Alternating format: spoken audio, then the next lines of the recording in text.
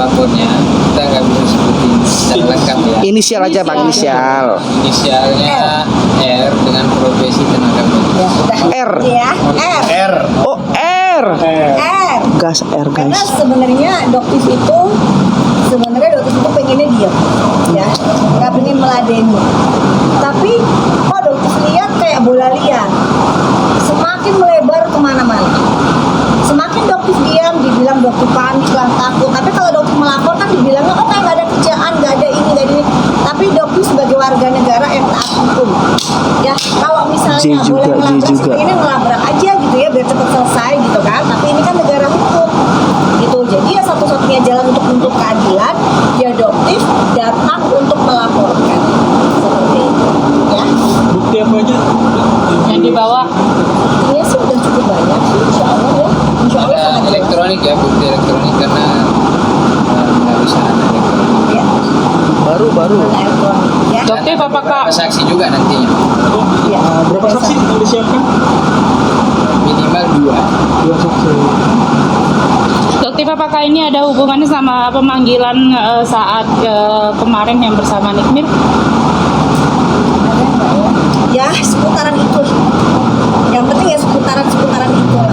Jadi sebenarnya nggak jauh ya sebenarnya ya, hanya berputar seputar itu aja.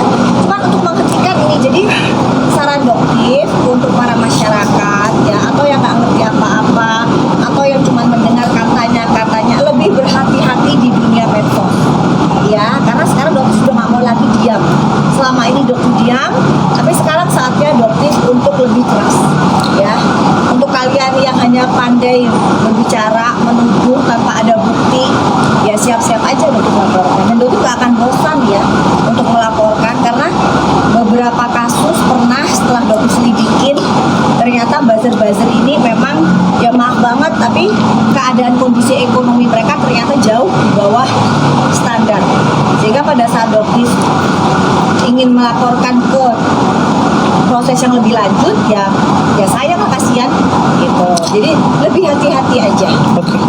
Dok, semakin dokter speak up, semakin banyak dokter juga yang merasa worry atas apa yang dokter sampaikan, Nggak review banyak dan juga segala sih, macam. sebenarnya ada yang worry, ada yang enggak juga. Tapi kalau dokter lihat dari sisi positifnya aja sih, banyak juga kok dokter yang juga bersatu bersama dengan dokter.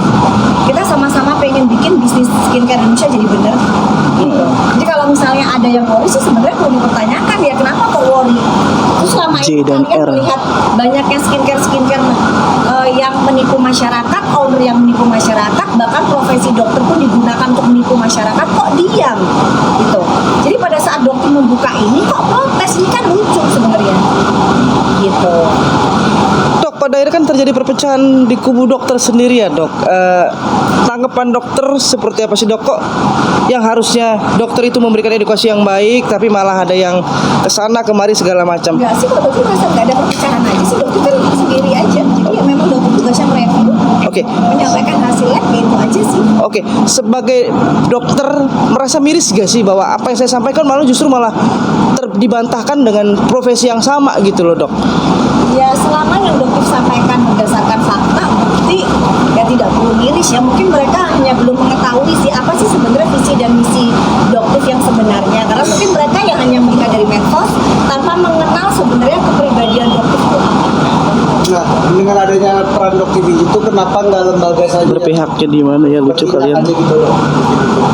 Karena kan ini banyak masyarakat, mungkin nggak seberapa banyak ya. Kenapa nggak lembaga aja kayak Lembaga seperti apa? kayak BPOM, untuk kayak yang nongol aja gitu dok? Kan Badan POM memang instansi tertinggi ya dalam suatu pemerintahan. Dokter kan sebenarnya ingin membantu saja, bukan untuk melangkai atau mendahului Badan POM itu. Gitu. Ya, udah istirahat. Oke, dok, pada prinsipnya intinya siapapun yang mengeluarkan produk yang tidak baik pasti akan disikat ya dok. Insya Allah yang jelas ya sekarang kan sudah mulai bener nih.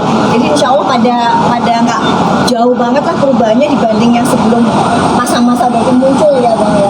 Kalau itu melanggar ya kita tentu pasti laporkan ya. Kita Iya. ini dengan fakta-fakta dan kemudian ini Kak, saya pengen tambahkan dikit soal saya tegas ya, pekerjaan kami ini bukan untuk memenjarakan orang.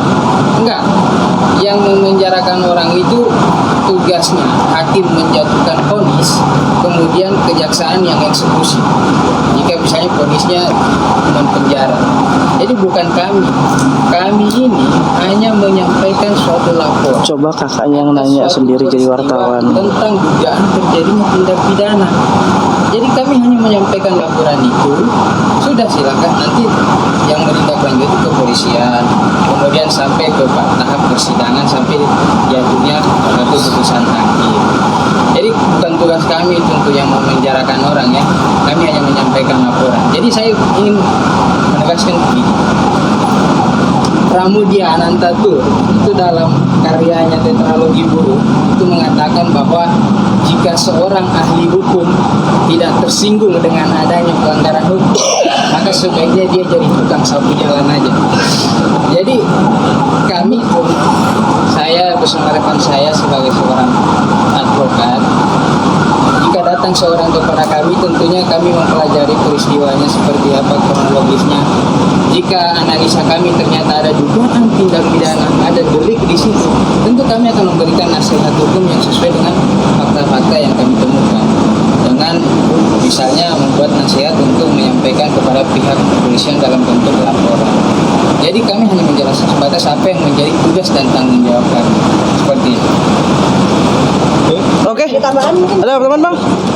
Ya, jadi sekali lagi Berapa persen? pesankan ya untuk lebih berhati-hati dalam dunia medsos ya, karena fitnah atau pencemaran nama baik itu kan sebenarnya sangat mudah untuk dilaporkan ya, dan dokter sekarang ingin di tahap yang melawan ya, sudah nggak bakal lagi ya. Oke. Bisa tunjukkan LP-nya nggak? Kenapa? Ada Itu LP-nya? aja dari penyidik ya, dari penyidik. Jadi memang sebenarnya sih sedikit buka nggak apa-apa ya. Ada 2 LP. Oh ada 2 Ada dua. LP. Nggak mau lagi mengumbar itu karena jadi nanti akan ada banyak kejutan. Oke. Ya, karena Berarti- sudah capek dengan berbagai macam fitnah yang luar biasa produktif. Tunggu aja Semangat. ya. Jadi hati-hati dengan jari kalian. Ya, hati-hati itu aja karena beberapa juga sudah sempat dokter mau lapor.